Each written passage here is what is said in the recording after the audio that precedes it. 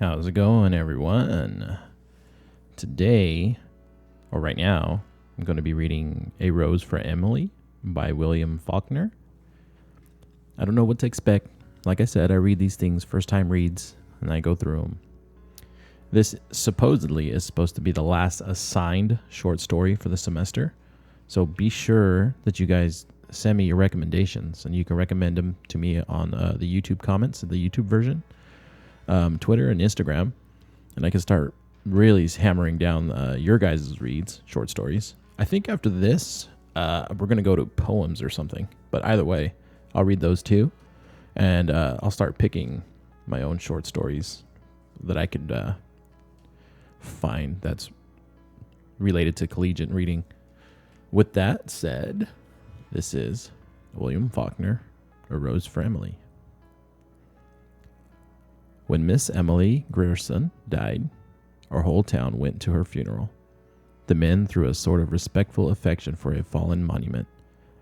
The women mostly out of curiosity to see the inside of her house, which no one save an old manservant, a combined gardener and cook, had seen in at least 10 years. It was a big, squarish frame house that had once been white, decorated with cupolas and spires and scrolled balconies, in the heavily lightsome style of the 70s, set on what had once been our most select street. But garages and cotton gins had encroached and obliterated even the august names of that neighborhood. Only Miss Emily's house was left, lifting its stubborn and coquettish decay above the cotton wagons and the gasoline pumps. An eyesore among eyesores. And now Miss Emily had gone to join the representatives of those august names, where they lay in the calendar bemused cemetery among the ranked and anonymous graves of Union and Confederate soldiers who fell at the Battle of Jefferson. Alive, Miss Emily had been a tradition, a duty, and a care, a sort of hereditary obligation upon the town, dating from that day in 1894 when Colonel Sartoris, the mayor, he who fathered the edict that no Negro woman should appear on the streets without an apron, remitted her taxes, the dispensation dating from the death of her father on into perpetuity. Not that Miss Emily would have accepted charity. Colonel Sartoris invented an involved tale to the effect that Miss Emily's father had loaned money to the town, which the town, as a matter of business, preferred this way of repaying. Only a man of Colonel Sartoris's generations and thought could have invented it, and only a woman could have believed it. When the next generation, with its more modern ideas, became mayors and aldermen, this arrangement created some little dissatisfaction. On the first of the year, they mailed her a tax notice. February came, and there was no reply. They wrote her a formal letter asking her to call at the sheriff's office at her convenience. A week later, the mayor wrote herself, offering to call or to send his car for her, and received in reply a note on paper of an archaic shape in a thin, flowing calligraphy in faded ink, to the effect that she no longer went out at all. The tax notice was also enclosed without comment. They called a special meeting of the Board of Aldermen.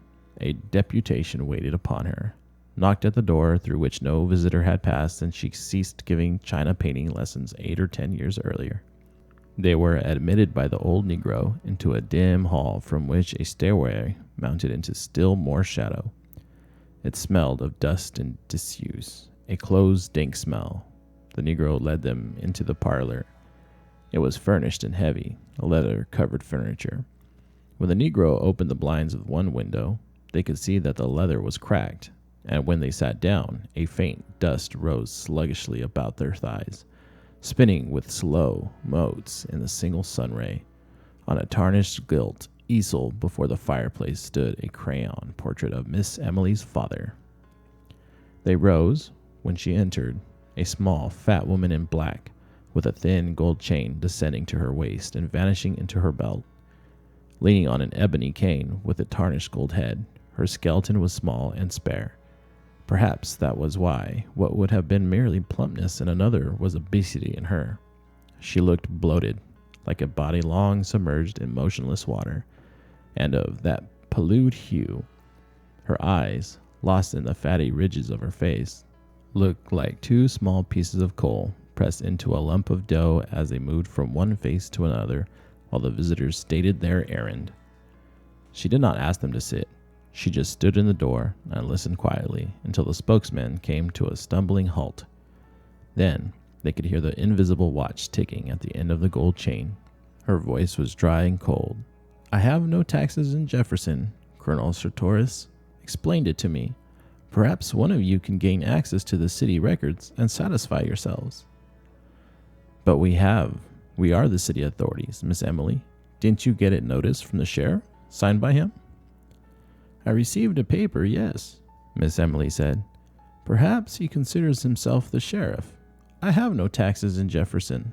But there is nothing on the books to show that, you see. We must go by the... See, Colonel Sartoris, I have no taxes in Jefferson." "But Miss Emily, see, Colonel Sartoris..." Colonel Sartoris had been dead almost 10 years. "I have no taxes in Jefferson. Toby!" The Negro appeared. "Show these gentlemen out." So she vanquished them, horse and foot, just as she had vanquished their fathers 30 years before about the smell. That was 2 years after her father's death and a short time after her sweetheart, the one we believed would marry her, had deserted her. After her father's death, she went out very little. After her sweetheart went away, people hardly saw her at all.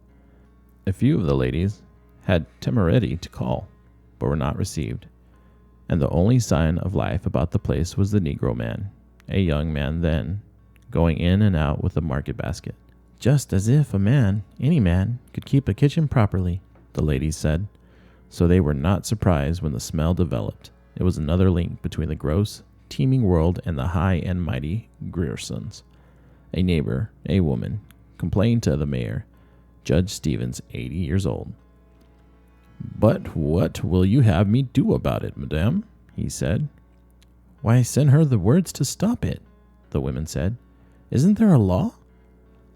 "I'm sure that won't be necessary," Judge Stevens said. "It's probably just a snake or a rat that nigger of hers killed in the yard. I'll speak to him about it." The next day he received 2 more complaints.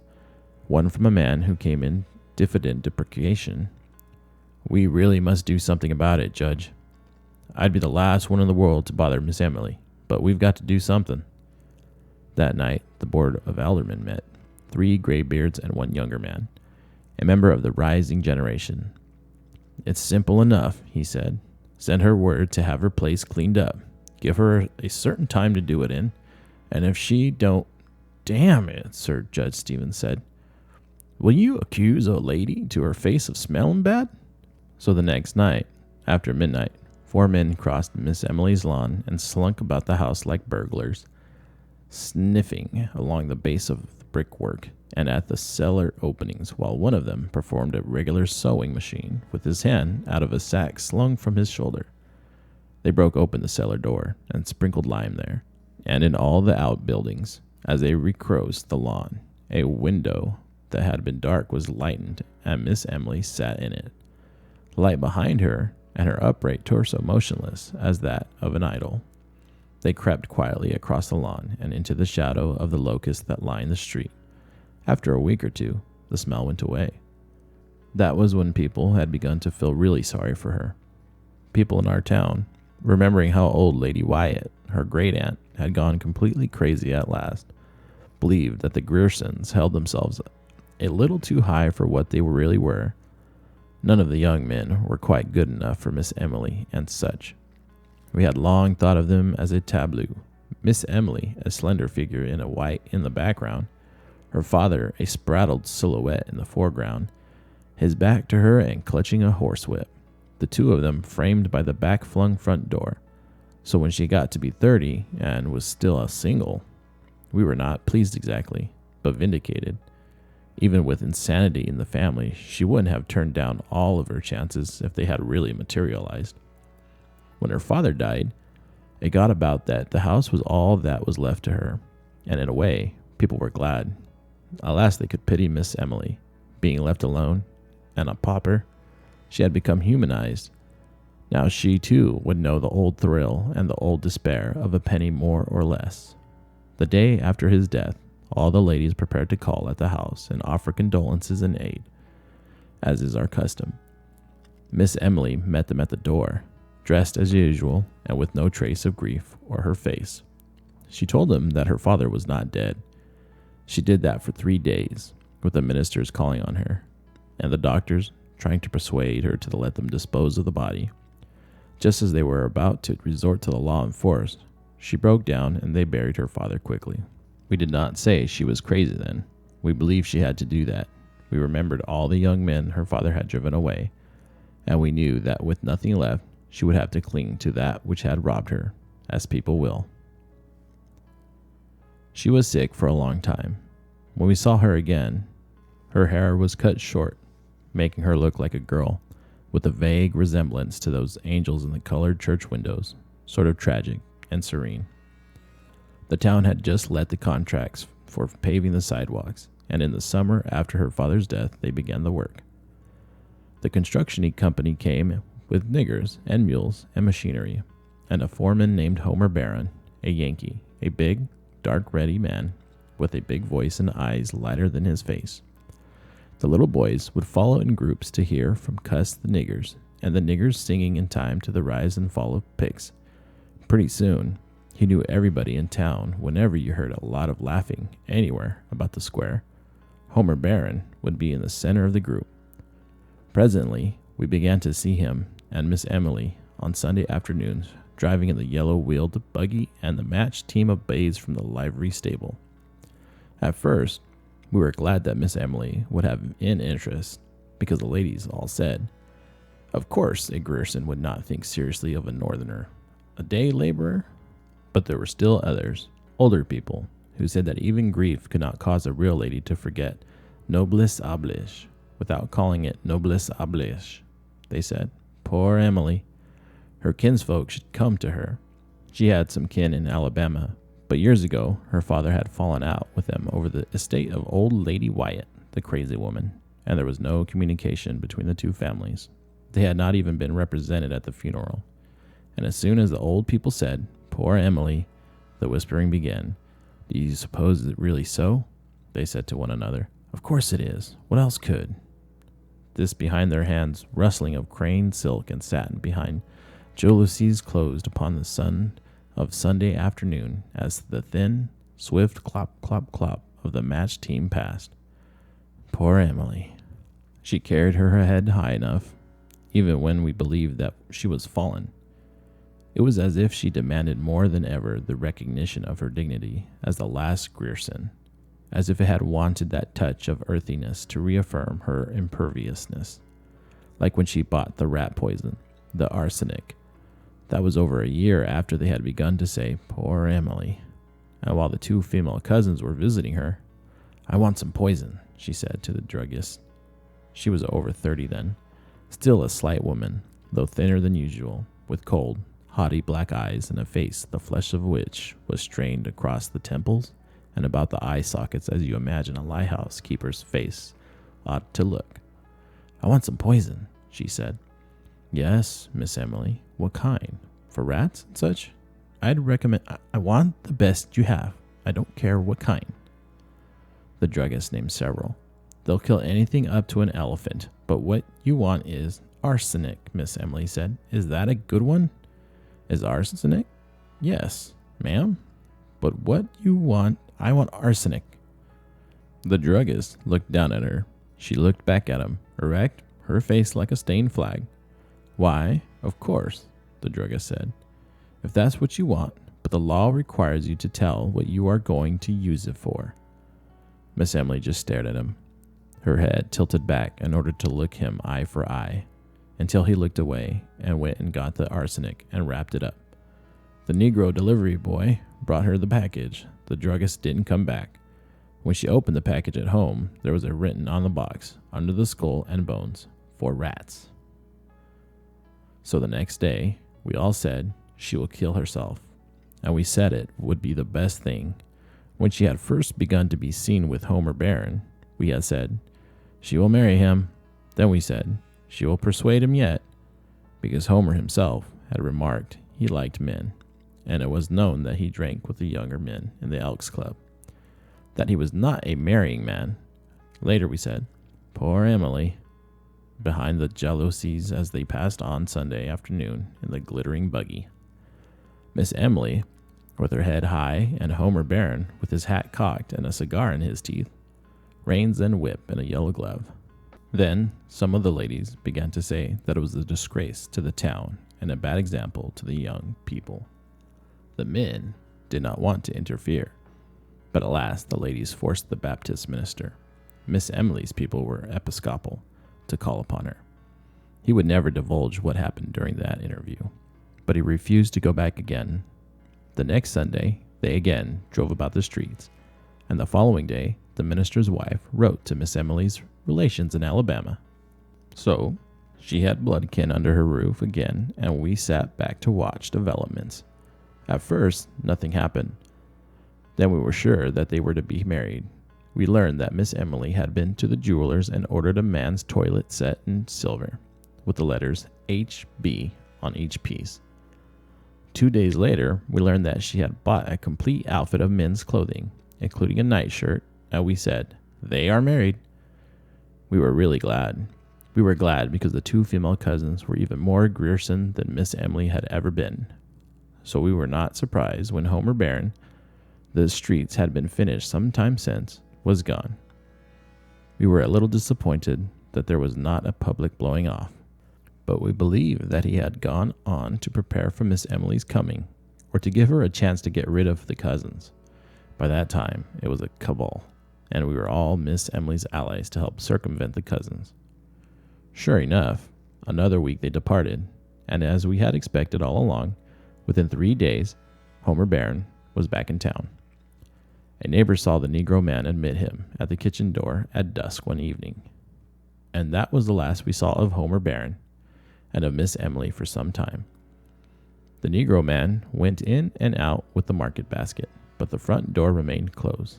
Now and then we would see her at the window for a moment, as the men did that night when they sprinkled the lime, but for almost 6 months she did not appear on the streets. Then we knew that this was to be expected too, as if that quality of her father which had thwarted her woman's life so many times had been too virulent and too furious to die. When we next saw Miss Emily, she had grown fat and her hair was turning gray. During the next few years, it grew grayer and grayer until it attained an even pepper and salt iron gray. Up to the day of her death at 74, it was still the vigorous iron gray, like the hair of an active man. From that time on, her front door remained closed, save during a period of 6 or 7 years when she was about 40, during which she gave lessons in china painting. She fitted up a studio in one of the downstairs rooms, where the daughters and granddaughters of Colonel Sartoris, contemporaries, were sent to her with the same regularity and in the same spirit that they were sent to church on Sundays, with a 25-cent piece for the collection plate. Meanwhile, her taxes had been remitted.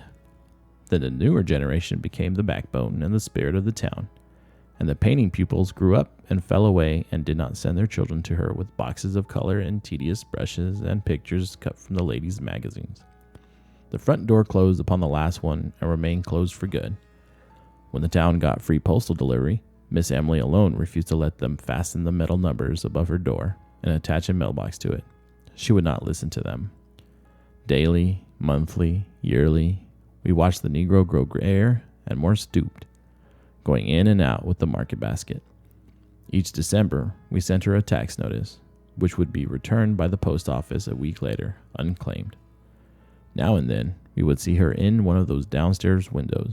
She had evidently shut up the top floor of the house, like the caravan torso of an idol in a niche.